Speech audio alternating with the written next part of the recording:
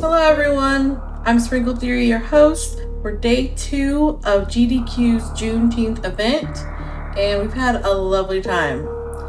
But have you missed any of the event or any other events? If so, make sure to check out the YouTube channel at youtube.com/gamesdonequick. Now, we have Super Metroid by Ryan Ford. Take it away, Ryan. Hey, hello everybody. Ryan Ford, and well, as introduced, and yeah, so gonna be running Super Metroid. Be trying my best with pretty difficult run, any percent, and join here on commentary with my boy. Yo, what's up, guys? This is imyt. I'll be doing my best to commentate and sort of show you all the ropes as Ryan proceeds to whoop up on Super Metroid. So, yeah. And I also sort of introduced Ryan to Super Metroid about a year ago. So Ryan's already developed and gotten extremely good in such a short amount of time. So pretty exciting to be able to be here, commentate, and watch him do this. Hey, I appreciate the compliment, man. But yeah, what was I gonna say? Hey, do you want to count down for the timer? Yeah. We're good to go. We're ready? Yep. Yes. All right. Go. 3, 2, 1, go. All right, let's do this thing. All right. Yeah, thank you.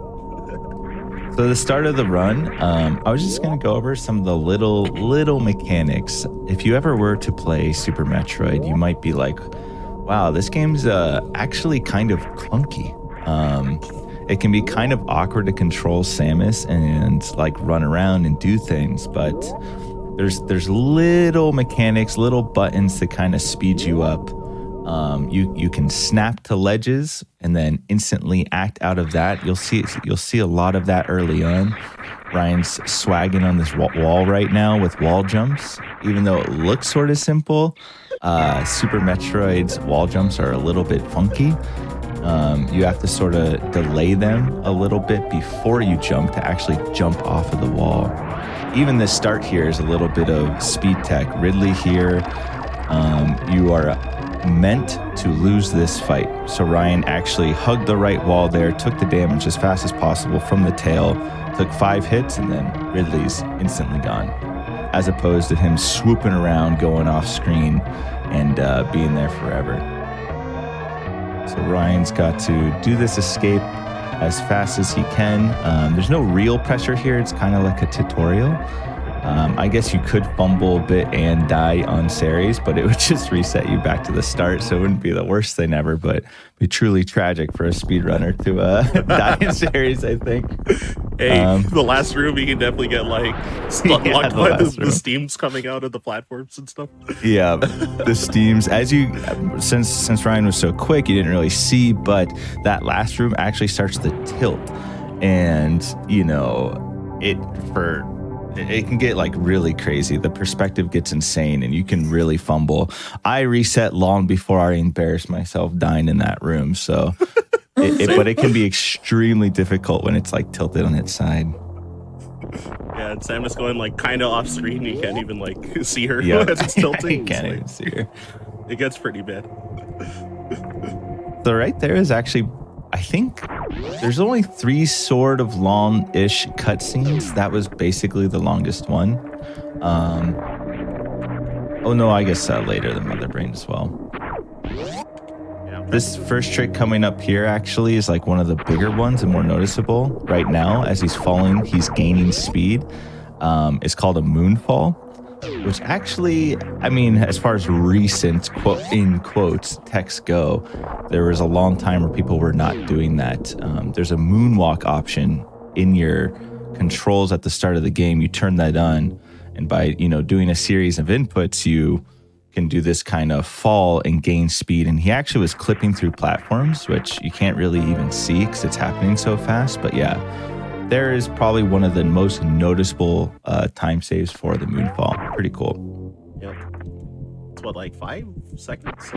Yeah, 4 to 5 seconds. Yep. Yeah, it's quite a lot.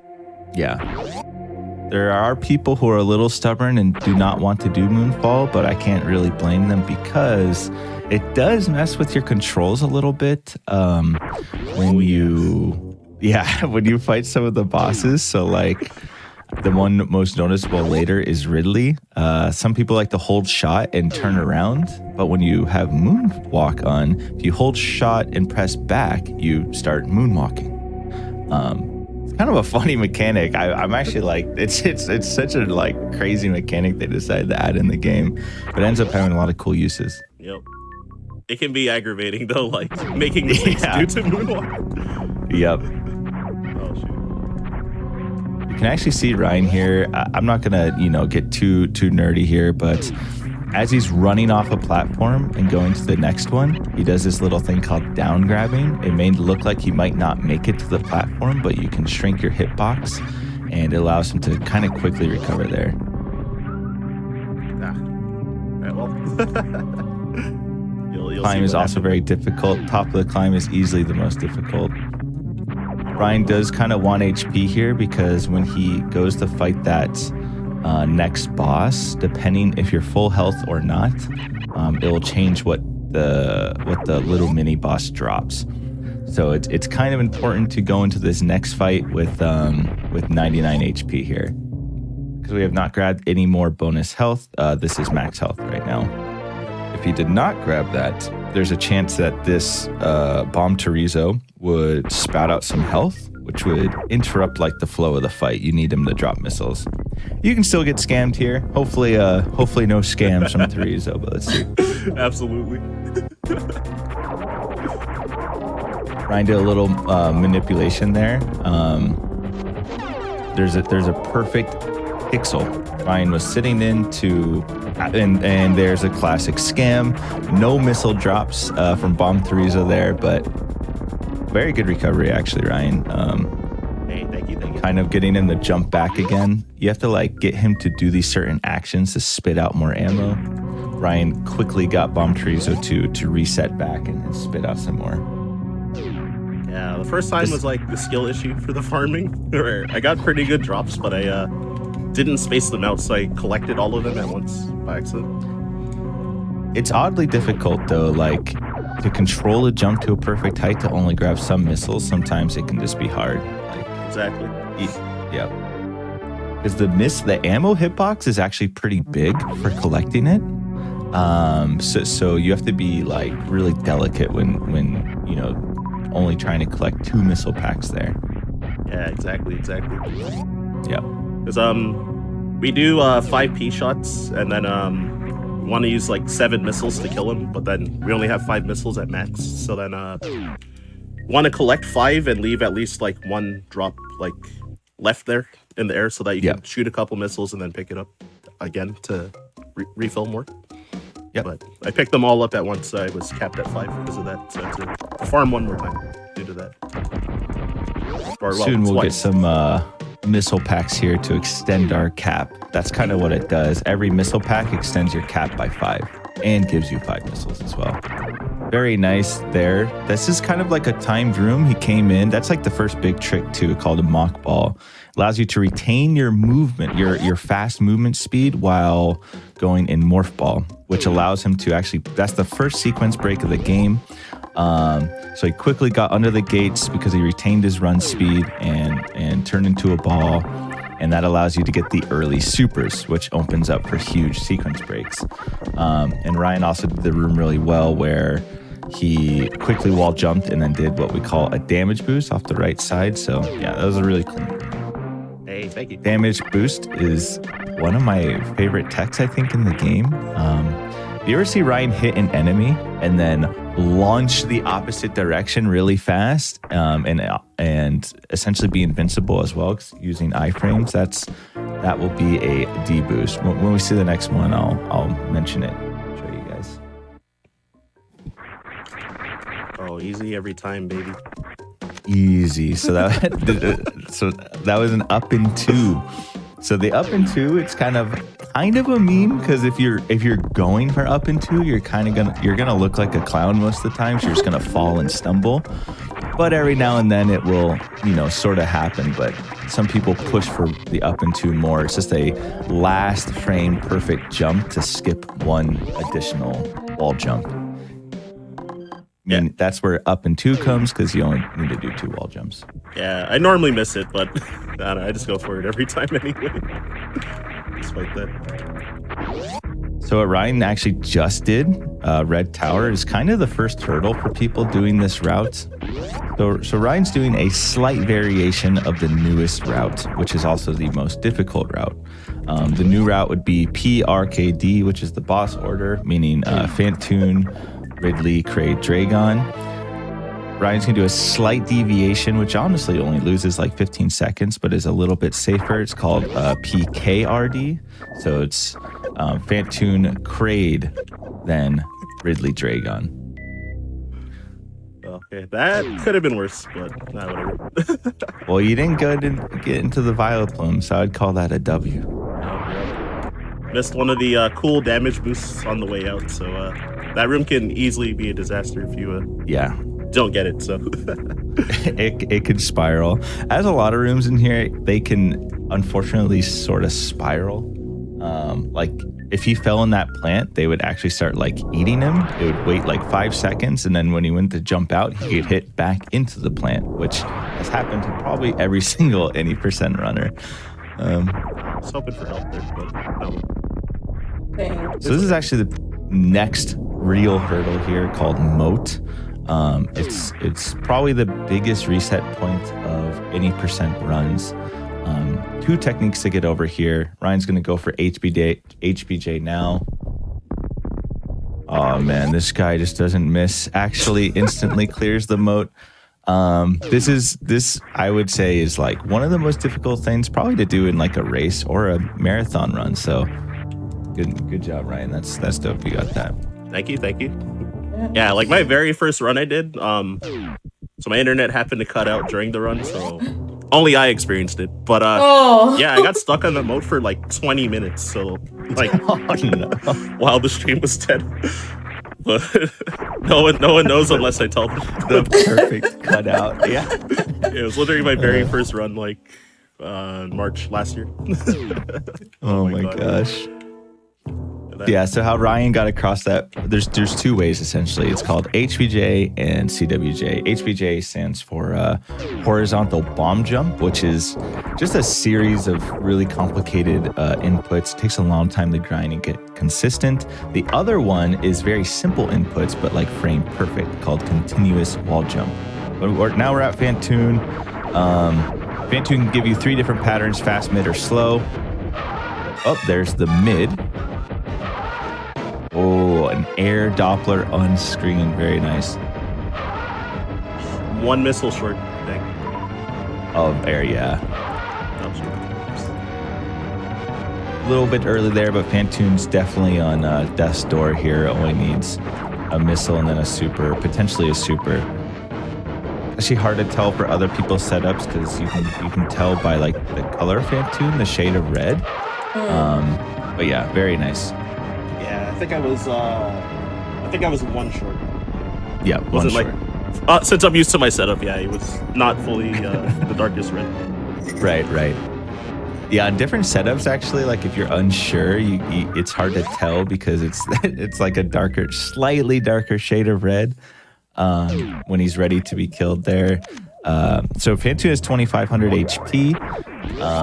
The goal is to kill Phantoon in 2 rounds, is what we call 2 phases, by doing a Doppler with the missiles. By walking towards Phantoon and shooting missiles at a certain rhythm, you actually stun lock Phantoon and allows you to get a lot more missiles in.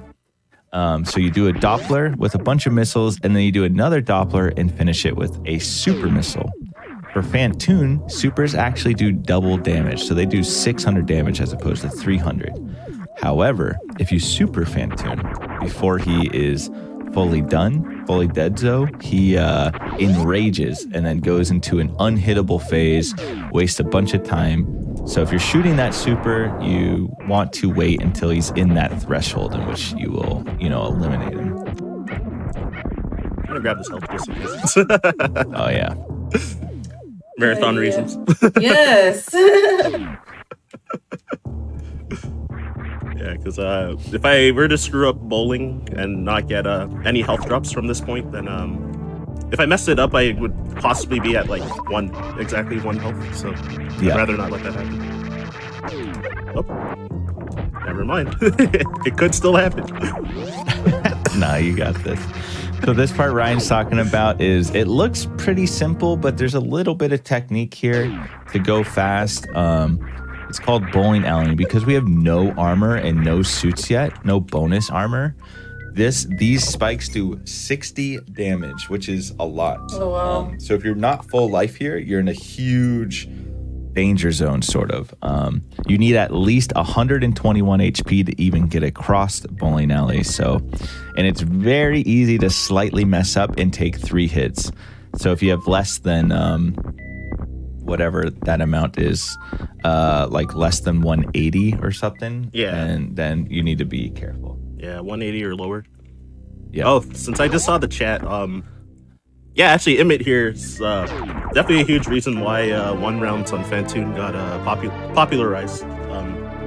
Because a lot of pro runners were like, yeah, it's like too hard to do it consistently, so like no one would ever go for it. But then imyt started actually hitting them a lot in runs, so but like all the top runners like go for it now, so it's really cool. Yeah, Nice. I was. Well, I didn't want to make it the imyt show. It's the Ryan show. But yeah, the one rounds are possible, and I kind of forced them into the scene a little bit with a little bit of backlash at first, but now I think they're pretty popular. That's awesome. What is happening? The moonwalk issue. You were pretty brave to pseudo screw that. I think I would have supers, but Ryan went in with the pseudo screw. So that's called. So pseudo screw, you can get an item which we don't get in any percent, which is called screw attack, and it's OP basically. It's every time you spin jump, you just kill everything like instantly. It's completely broken. Unfortunately, we don't get it in any percent, but we can pretend we have screw attack sometimes by fully charging your weapon, holding charge, and then spin attacking while still holding charge. It acts like screw attack and does an attack equal to the damage of a little bit more damage than your fully charged attack. So with that pseudo screw, Ryan can kill those crabs, which is generally the strategy there. However, those crabs do huge damage as well. I think they do 60 when you have grav.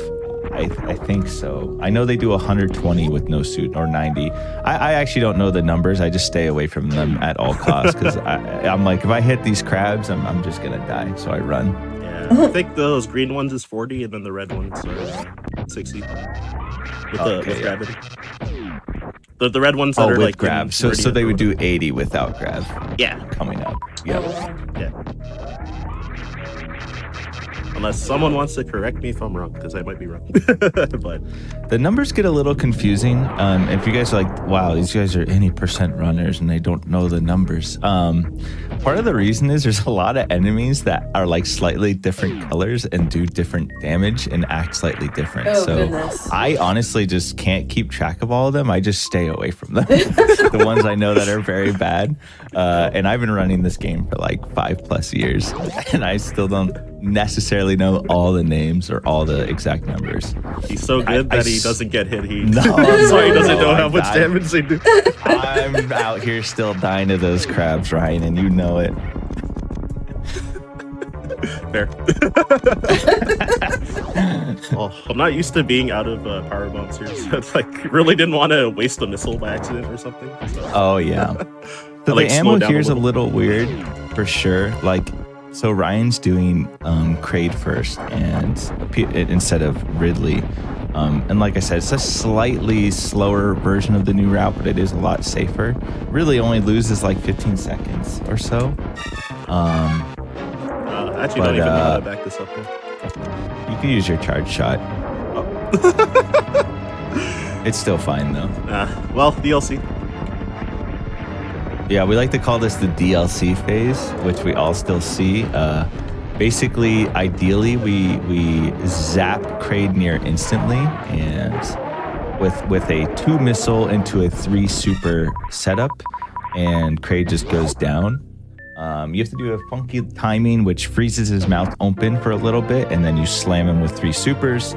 But if you don't do that, it stands up. And what's funny is I think Kraid casually is by far the hardest boss, because when you get here, you have no items. Yep. In that whole scenario with the spikes on the bottom, there's stuff falling from the ceiling, everything damages you. He barely opens his mouth. He's guarding it with his arm. It's incredibly difficult, that fight, honestly. I think it's so much harder than the rest of the fights. Yeah, the RNG.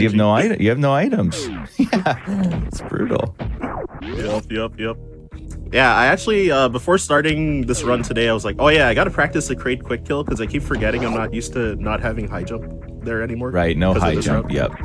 And then I undershot my jump, and I'm like, oh, yeah, well, I deserve it. That's exactly like why it went wrong at the start. Yeah, that makes sense. So yeah, so Ryan normally does. So when Ryan does runs, normally Ryan is doing just the PRKD, the normal any percent route, not this variation. But this variation is just nice to do, and it's like safe for marathon runs and stuff. But because of that E-tank I just grabbed as a detour. But yeah. So that E-tank he grabs, and because he got Varia, he is going to take even less damage by some things and less damage by lava when he's in Lower Norfair. So if he has to take his suit off. So yeah, there's a few things that it helps with. And that E-tank. The E-tank's honestly huge. Yeah, exactly. But yeah, Ryan did not have high jump. Normally he's getting this high jump before he ever fights Kraid, but he fought Kraid without high jump, so which also I think makes your velocity a little bit quicker too when you jump. So it will definitely mess up your timing. Yeah, it's like she I think her jump duration's the same, but she just like rises like twice as fast. Something like that. Right. I might be giving misinfo. That might actually be that might be the GBA Metroids I'm thinking of with the what? I think that's correct. And then speed, and then once you get speed booster, it also changes how you jump. So it's kind of a lot to it just requires like a lot of, practice and familiarity with the items. Like I don't necessarily know the numbers, but you run a lot. You really just have to get a feel for how it is. Once you get high jump, once you get speed booster, Absolutely. It does change the properties of how you jump and run and how high you'll get. But there's a lot of weird things with that. Yep. And actually, if you get speed booster without high jump, you're suddenly like very tragic, because your jump kind of gets like nerfed. If you do not have high jump, but you have speed booster, your jump will get oddly nerfed when you run and jump. It's pretty frustrating. Also very nice, Ryan getting a backup there. That again is the mock ball, the same sort of trick he did to get the early supers. It's a quick way to get back out of there. You run along those things he froze and get to mock ball before the door. But Ryan slightly mistimed the second shot on the second enemy there, but was able to, easily fix it and just get the run speed off one. Yeah, like literally a frame late. Yeah. Oh my gosh. Yeah, frame late's all it takes in this game for a lot of things. Yup. Oh, what? Yeah, it's fine. We do this the slow way. That was still a good backup. He didn't let that Ripper smack into him. Well, not Ripper, but whatever that enemy's called. The Waver. The flying one. The Waver, yeah. Yeah, I got so scared when it was coming. I'm like, I slowed down by a lot. Then I was like, oh shoot, I still didn't slow down by enough. So I just held like diagonal, like down and right, and hoped I wouldn't get knocked all the way down. Yeah, so I'm sure Ryan and I have both experienced the Bubble Mountain Purgatory. So there's a lot of like flying enemies that go in like U and N shapes, and like and they'll just keep knocking you back down. You get back up, they knock you back down. Like that one song, what song, people listen to in the 80s. That's basically Bubble Mountain. Yep. Oh my gosh. You try for 7. Oh shoot, what am I doing? 7 supers. Okay. Nice. There you go. All right, don't look at this room. All right, everyone, close your eyes. All right, open them back up. Yeah. Farming up super missiles mostly for getting into lower warfare. So I think 6 is fine. But I mean, ideally you want 7. It all depends. So there's like it's hard to make decisions for saving time there. Basically, what Ryan's talking about is that farm on the way back. He was doing a little bit of a farm. There's 5 bugs that spawn, and they all will give you health, missiles, whatever. But their chance of dropping supers is a little like stingy. So yeah, 20%. It's not a great. Yep, 20% each, which sounds good, but it really is like whatever. So you're only projected to get like 1 super per farm. Yeah. So, and ideally 7 is like the minimum you want to leave that room with, because supers do double damage to Ridley, and Ridley is a long and brutal fight. And you have to spend some supers just to get to Ridley. So you really want the most supers you can going in the Ridley's room. This is too hard of a boss to not like go in with your fullest loadout. Exactly. No plasma beam. Those are kind of expected to have for that fight. Yeah. Oh, for sure.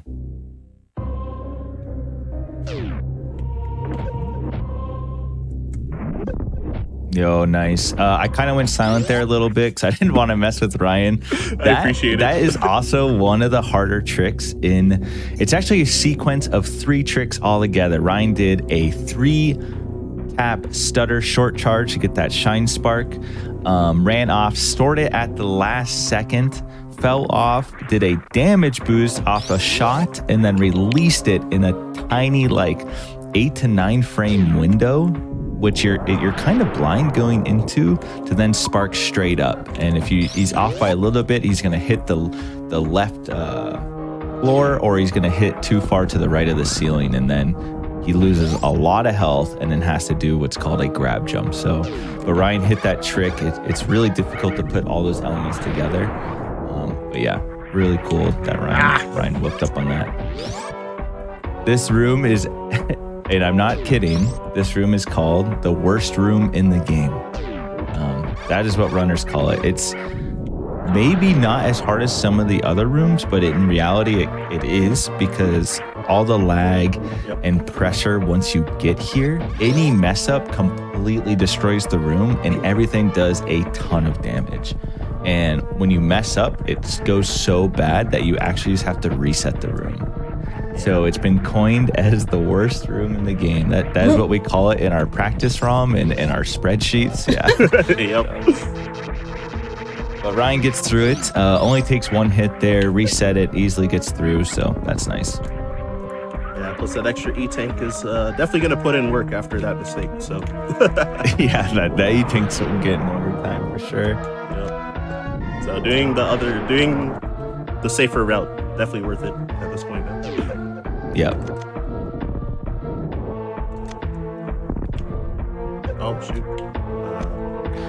So sometimes the manipulation there gets a little weird. Ryan was, so you had to time the bomb going in, and usually, next reaction. Ryan was almost going back upstairs. I was about to turn on some elevator music. It wasn't even close. But yeah, so what Ryan was trying to do, because Ryan was running into spikes, and you guys might be like, why is Ryan just running into spikes repeatedly?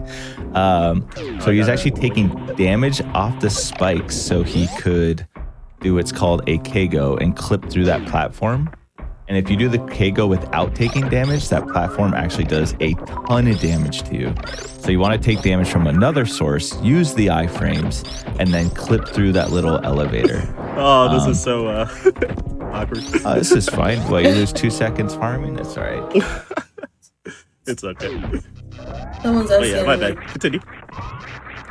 Oh no, I mean that was it. I was just explaining that you wanted to clip through it. It didn't really happen, and then you're able to get through it anyways. But he almost got taken back up with that by the elevator.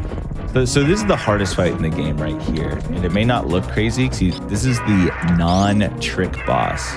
There are no glitches or tricks here at all. This is just raw experience with Ridley. You have to fight him so much that you understand how he starts moving. He also has the most complicated enemy AI of almost any SNES game ever. Some people who are much better with code and all that than me figured some stuff out. They broke down the assembly. They broke down the structure and found out Ridley's tail has a separate AI than his head. He does some crazy things. Yeah, it's nuts. So this fight just takes a lot of experience because you can manipulate him and you can react to him. But it is tough, and he can still mix you up and do things. No fight is ever the same. It's like a snowflake, right? No two snowflakes are alike. So no two Ridley fights are alike. You gotta, and Ryan's out here huh? What are you talking about? This is easy. Ridley instantly. Shout out to those people that go through the game code. Can be really tough. Yeah. Those are my favorite people. Extremely safe, so. Oh my gosh, these drops. All right, I'm taking them. Oh, what was that, Sprinkle? Oh, yeah, no, just shout out to the people who go through the game code because, we really appreciate them. Oh, yeah. They carry me heavily because that's, well beyond my skill set. Right, same. Absolutely. But and I think some of the smartest people I've ever met is in the SM community. It's crazy. Ryan probably is well aware of that as well. It's nuts, and we're very, very blessed with the practice ROM they have for us. It's crazy. It's so good. Helps us all get a lot better, much faster than ever. Exactly. My skill would be so much lower for sure without the practice ROM. Oh, it would be so bad, actually. It'd be tragic. That, plus definitely imyt teaching me, and another homie, Sean Cass, also teaching me a bunch of stuff. Seriously, all help put it together. I think the community is very, a lot of people say this, but about their communities, and which I hope is also true, but I think SM is very, very welcoming. We're always really excited when new people get serious about doing the run and learning. And people love teaching new players in this game. I think that's really cool. Yeah, there's been so many people that I've met either that run the game or just know a ton about the game that don't even run, that give me tons of tips in my stream, or just hang out and watch and stuff. It's been super sick. It's this really community cool. And definitely Donkey Kong Country 2 speedrunning has also been similar vibe for me. Oh, that's awesome. Yeah, that game's really dope.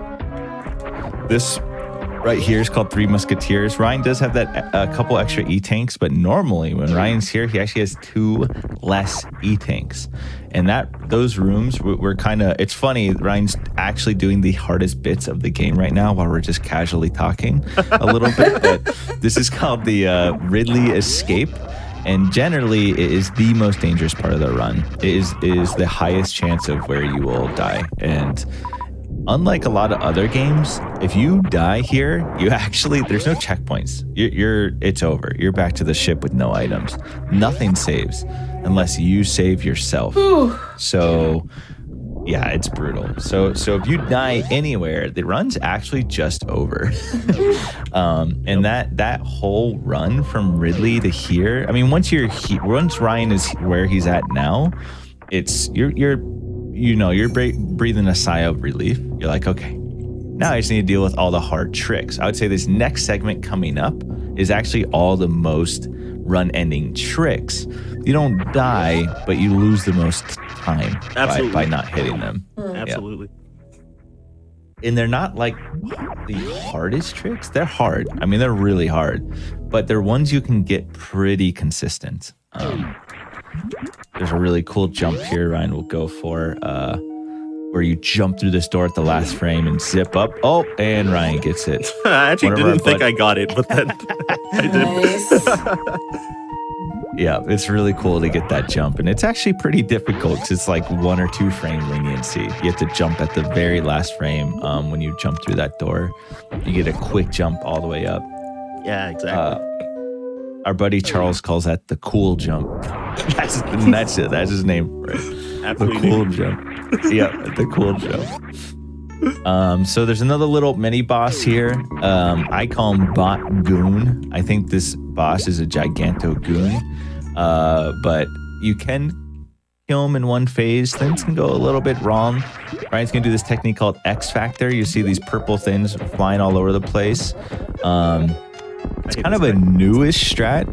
Well, as you guys might not have seen, one of the supers got eaten by his jank hitbox. Botgoon notoriously has has one of the worst hitboxes in the game. If you ever look at him, like there's like a hitbox, picture of Botgoon. It's just a bunch of giant squares, and if you hit any of those giant squares, your missiles are just eaten and he takes no damage. You can only hit him around halfway above his head. It's really weird. But yeah, Ryan makes quick work of it, but a super did get eaten, which in some cases you don't really have enough supers to get eaten, but luckily Ryan had enough. But sometimes you miss one super and it gets eaten and you're just in a lot of trouble because as you just saw, Ryan had to have 2 supers to open those doors. And generally you want 2 supers for this fight as well. Yep. So Ryan also got full happy is what we call it. He sparked through that whole room. Or wait, did he get happy or full happy? Yeah. Either way, you cooked it. I got the top pixel too, so it was nice. Oh, the top pixel. Oh, you did that on purpose. Yeah, I didn't go for the down back after the. Oh no, I messed up. Oh, you got this. Whoops. Yeah, I was running a bit unintentionally. So. I think she might be almost dead still, despite that. I think he probably has 1 to 200 HP. Sometimes Dragon, I swear. Yeah, 200 right on the HP. notes. Yeah, because 2 of the particles for the X Factor, I missed them. Because I accidentally was still holding run for whatever reason after I did the short charge. So I ran to the spot halfway. And I was like, oh no. I forgot to let go. You recovered really well though. Ryan and I were talking about this actually before the run, how Dragon can kind of go the worst if you mess up the opener, but Ryan still got the spark and still hit some particles and actually cleaned that up really well. So it didn't actually go that bad at all. Yeah, unfortunately having more than 2 super missiles left was nice. Or because I was able to shoot 2 into her during that goop phase helped a lot. To make up for some of the damage I missed out on. Right. Yeah, I was still distracted because Ryan hit full happy and he got one of the best pixels. It's just such a tough trick. It's not really a trick. It's just like a fundamental execution going to Dragon's thing. You have to wall jump incredibly fast, run through the door, jump, and then spark with a really small window, which allows you to just zoom through the room. If you don't get that, you just suddenly lose 15 seconds, which kind of makes this run is very volatile in that sense. Yeah, the run can just fall apart in a snap, this late game. Yep. It's this room too. This room sometimes you fall down, you just lose 8 seconds. It's kind of crazy. We call that Mount Everest. That room. My last 2 runs, I fell down, so I didn't try to do the shot. Because of that. Last night, I was Ryan's talking about the. So as he was spinning and jumping to that platform, you can actually break spin and shoot the door as you're coming there, just to save a few frames, so you can instantly jump up. But if you do that, then there's no security, and if you don't make it, you can't wall jump to save yourself. Oh no. And then you just fall down.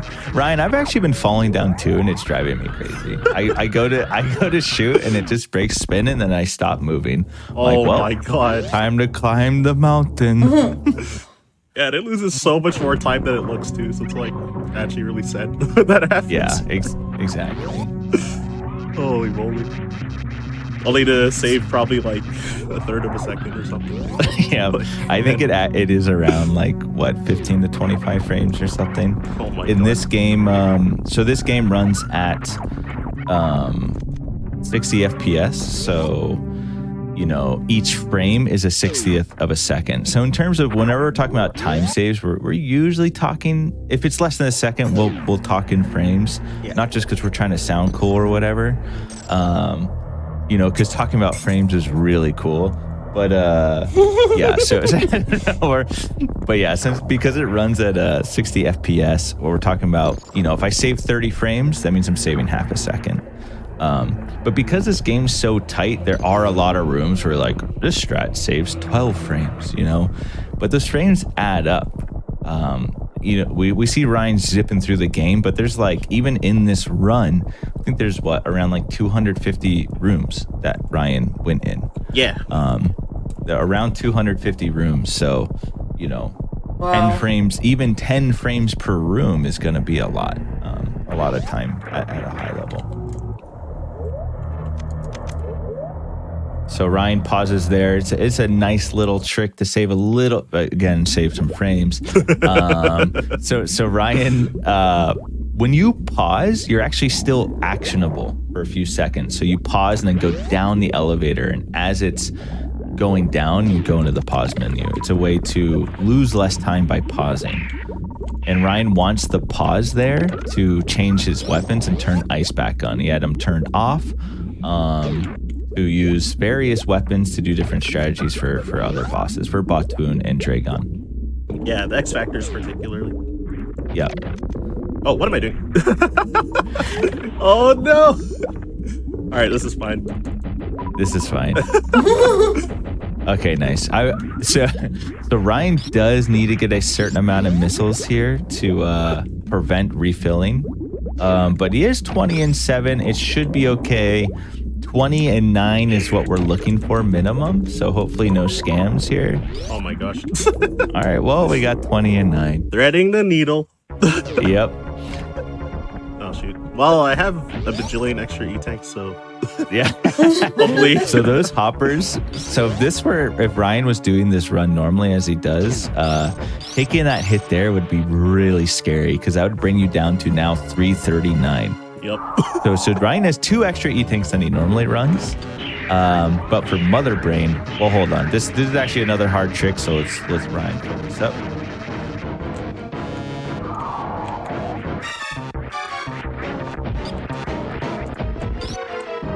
Okay, I got it. Nice, man. Nice, very nice. Woo.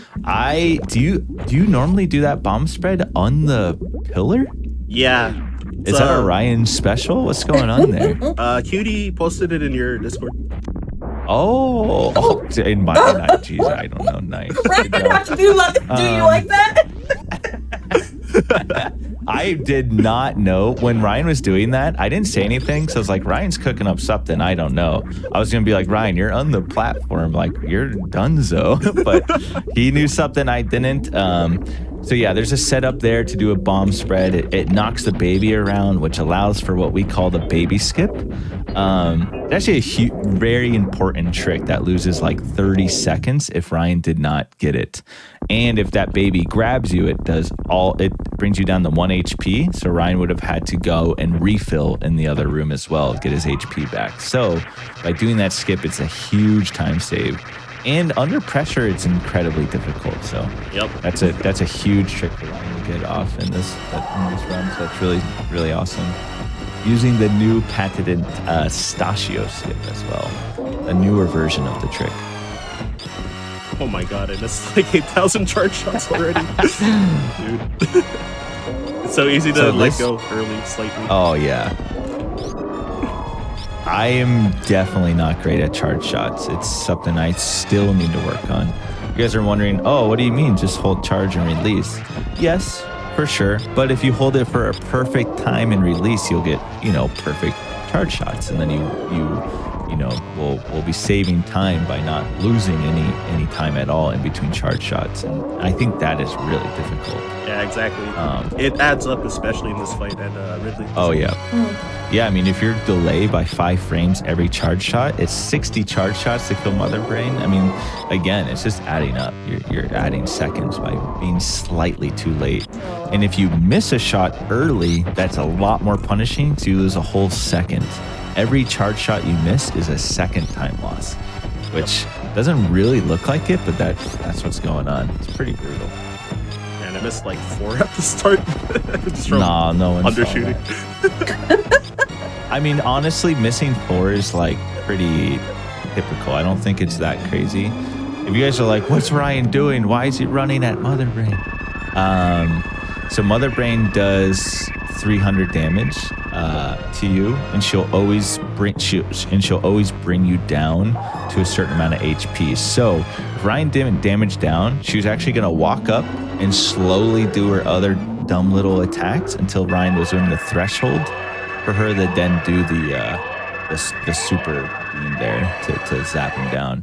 So Ryan just sped up that process a little bit by damaging down.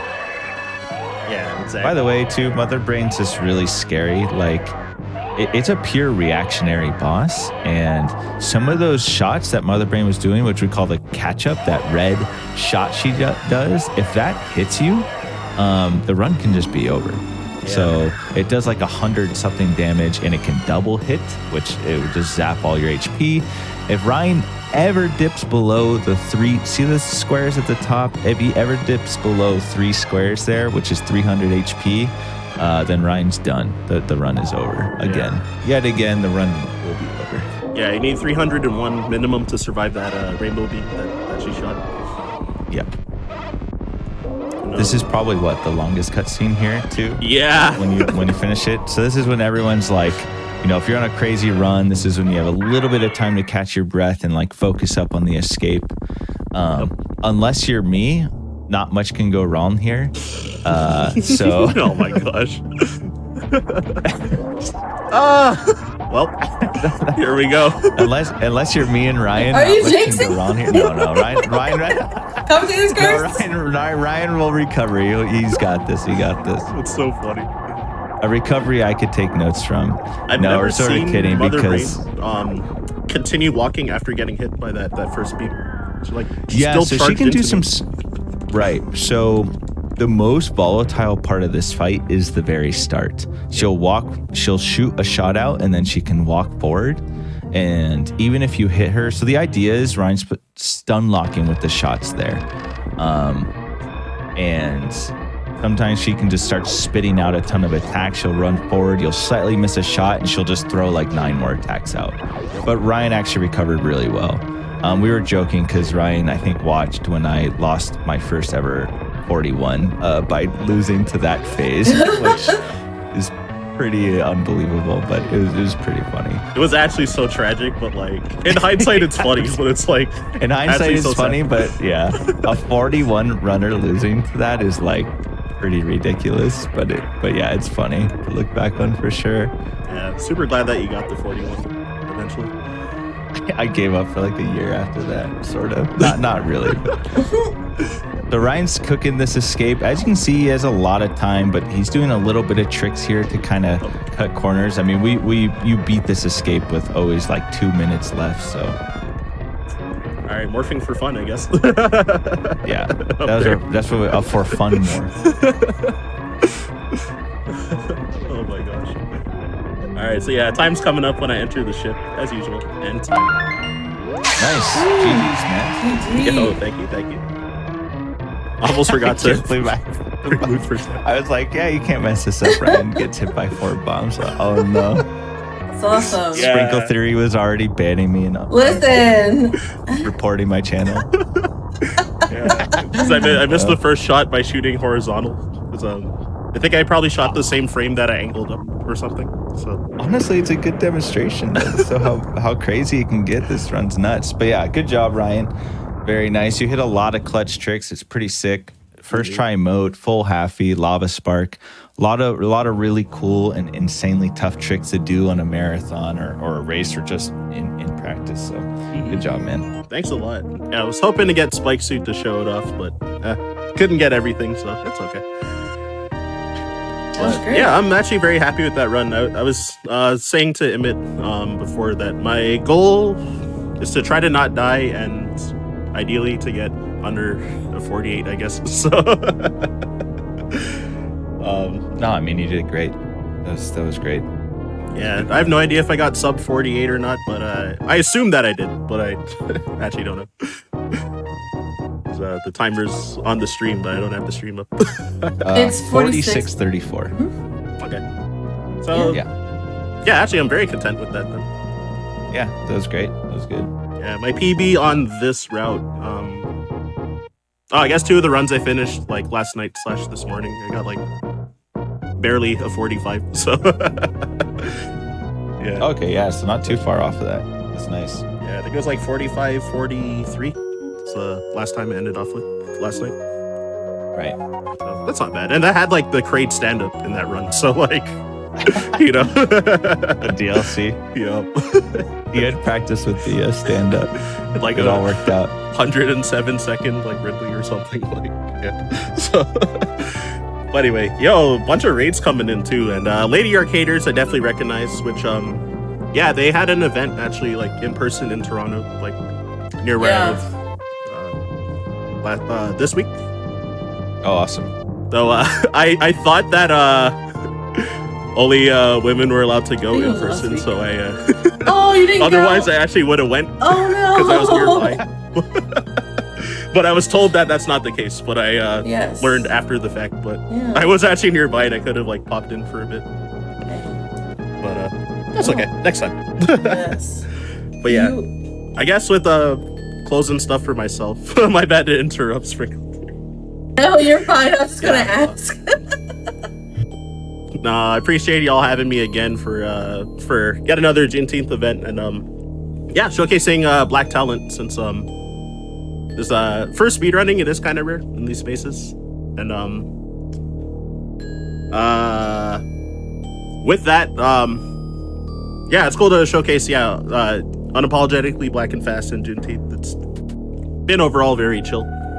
And if you want to catch me at GDQ coming up next week, or week after. I'll be running an obscure game called Little Samson on the Tuesday, so July 2nd. So I'm gonna start actually derusting for that the next couple streams because I haven't touched that game in months. But I'll be fine by the time the run comes. It'll be great. If you want. Oh, sorry, pardon. Oh no, I was just saying it'll be a great run. I think so. And if you want to shoot a follow, I'm at Ryan_Ford522 on Twitch and Twitter and YouTube. And I guess the last shill, if you want to help out with funding for the trip for the event, there's a tips link in my stream as well. It's everywhere in there. So just stuff like food, hotel, etc. Outside of that, shout outs to my boy Imyt over here, who I've actually known from competitive Smash Bros. Melee, actually, from it's been like eight years ago at this point. So yeah, it's been a long time. Yeah, so I'm honored to be here, man. I appreciate you asking me, and I'm glad to support you for everything. So, word, thanks so much, man. It's cool that going from Melee to speedrunning for both of us. So. Yeah, we both have gone that direction. It's pretty cool. Yep. But I'll give the mic to you. So anything you want to say before we head out? Oh no, I'm good. Guys, go follow Ryan. He's dope. And he's been cooking all these speedruns. So I'm excited for the Little Samson as well at GDQ. So support Ryan. And thanks for having me. Yeah. I'm going to log off now, but GG's, guys, and thanks again. Good job, Ryan. Oh, last thing. Shoot Imyt a follow as well. imyt. He'll also be doing a Super Metroid race for SGDQ on the last day of the event with all the other top dogs as well. So, Appreciate it's it, gonna man. be hype. So I'm looking forward to seeing you there too, as well. Oh yeah, Since- we'll be able to see each other. Been Very too long, bro. nice. Yeah. Oh, All right, and Sprinkle Theory. that was Thanks awesome. for comms with us as well. Yes, I love hanging out with you, Ryan. One day. Last event it coming was a soon. Zelda run, so yeah, definitely. Thank you for that awesome run, the both of you, and the commentary was great.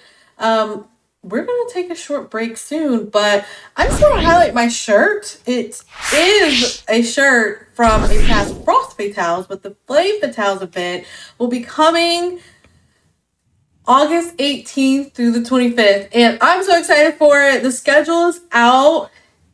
Make sure you type in !FF in the Twitch chat for more information, or you can go to gamesdonequick.com. There's information there as well.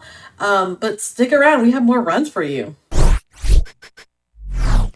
Hi, everyone. Welcome to the Juneteenth celebration here on Games Done Quick. My name is ashsaidhi, and I'm going to be sitting in for an interview with Protokami. Protokami, introduce yourself to everyone and tell them a little bit about what you do and your journey in speedrunning. So like Ash said, my name is Protokami. I do a little bit of everything. If you ever come and like watch any of my VODs or any of my YouTube videos, I'm kind of all over the place. I play fighting games. I of course speedrun. Excuse me. I do modifications on various things, mostly game systems. This last year, there was like a heavy focus in handheld modifications, screen replacements, shell swaps, soldering attachments, all that kind of stuff. And I think when we first started doing the Juneteenth stuff, most of you may have saw like an arcade cabinet in the back. I've also do a little bit of that too. So what you'll mostly catch is just fighting games, RPGs, and speedruns. That is so cool. So, okay, this is perfect because I have tons of handhelds. So if I need any of the screens replaced or the shells replaced, I know I can come to you. And that is really awesome that you have like an arcade. I've always wanted an arcade. Like, that sounds like such a cool setup in your room and stuff.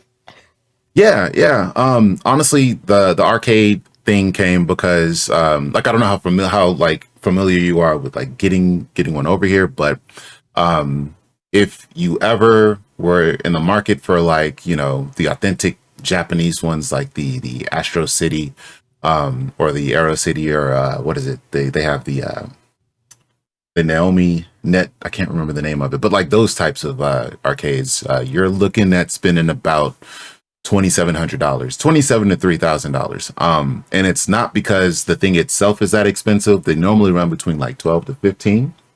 Yeah. It's what you pay in shipping to get it overseas. And then of course, if anybody is in the US, mostly on the West Coast, if they're selling it at the 3K price because they're just, you know, trying to get their money out of it. Wow. So it's expensive. And so since, you know, I didn't have 3K laying around, I was like, you know what, it's probably cheaper for me to just build the one that I want. That's so cool. That is so cool. So you said that you speed run, and we know we just saw your run earlier today. Tell us a little bit about what you speed run and how you got into it.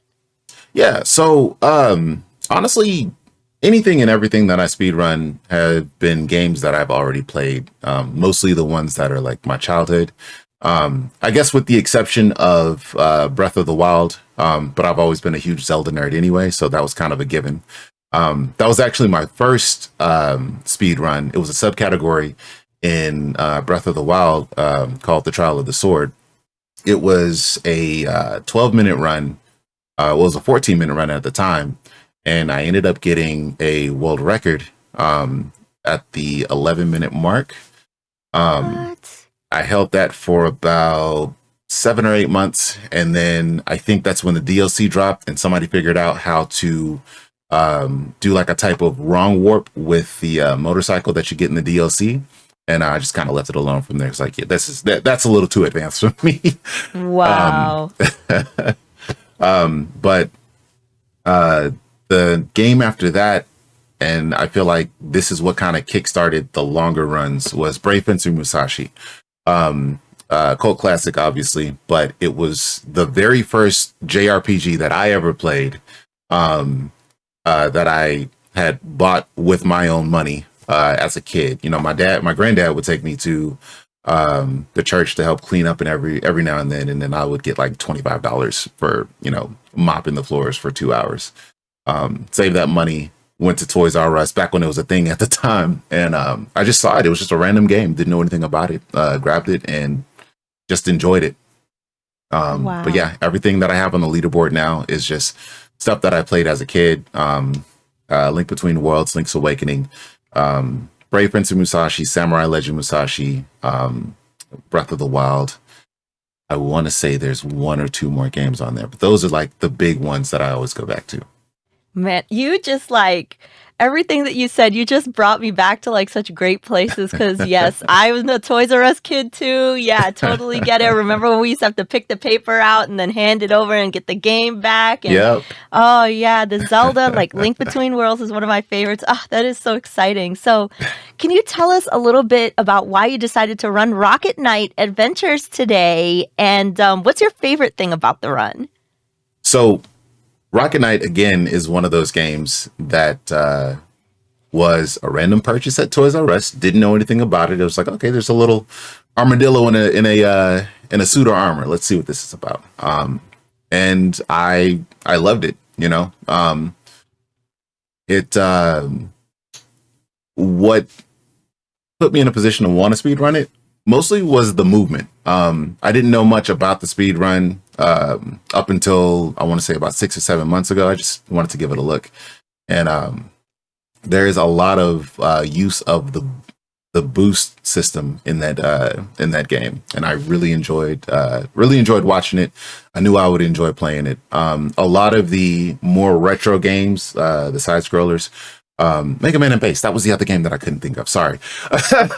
A lot of the other games that I play or speedrun that are 2D, I like them because of the movement. So Mega Man and Bass, as an example, I do the Bass story for the speedrun because he has a dash and he has a double jump. So there's a lot of good movement for that run.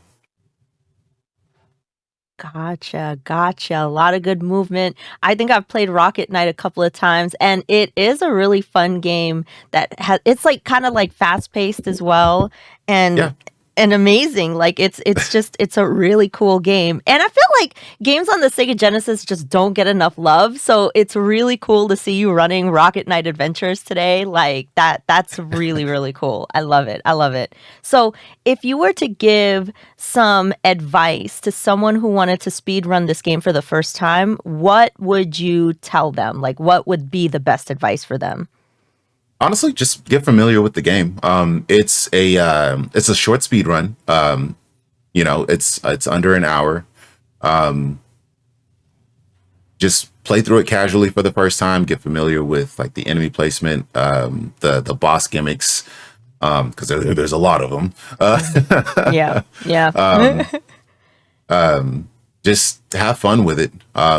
That's honestly the second part to the reason why I speed run the games that I do, is that I know when I play this, I'm gonna have fun. There's gonna be some frustrating moments, right? Because, you know, there's that one trick you can't get.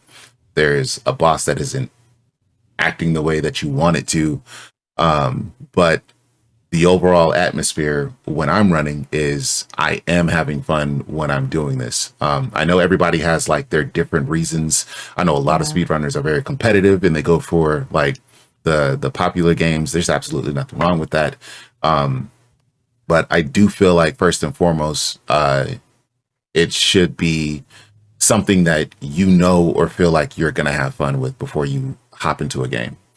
Yeah, that's some really, really good, solid advice there. All right, before I let you go, I got one last question for you, okay? It's an important one. This is for Sega Genesis fans out there. Is blast processing real? So I'm gonna be real with you. I had no idea what blast processing was. So I had to look it up real quick. And I don't think so. I don't think that's a thing. I mean, you know what? I think that was, I watched a few of the ads and I was like, man, this takes me back. But it, I really don't think it's anything. It was just something they put out to make themselves seem superior over Nintendo. I know, right? Dag. So, apparently, Sega does what Nintendo don't. But yeah. Okay. Yeah. All right. Anyway, that was really awesome. Thank you so much for your time, Prakami. Just remind everyone where they can find you and what you do. And thank you so much, speedrunning fans, for watching this interview. So you can find me on Twitter, TikTok, YouTube. I guess, excuse me, you can find me on X, Twitter, and TikTok, and YouTube. Same handle, Protokami. Like I said, it's I'm not gonna sit here and tell you what you're gonna find, because you'll go to the channel and you're either gonna see, you know, me building something, me playing something, or me speedrunning something. But either way, I hope you enjoy. Awesome. We love it. Thanks so much, everyone. And stick around for some more incredible speedruns for this Juneteenth celebration. Bye-bye.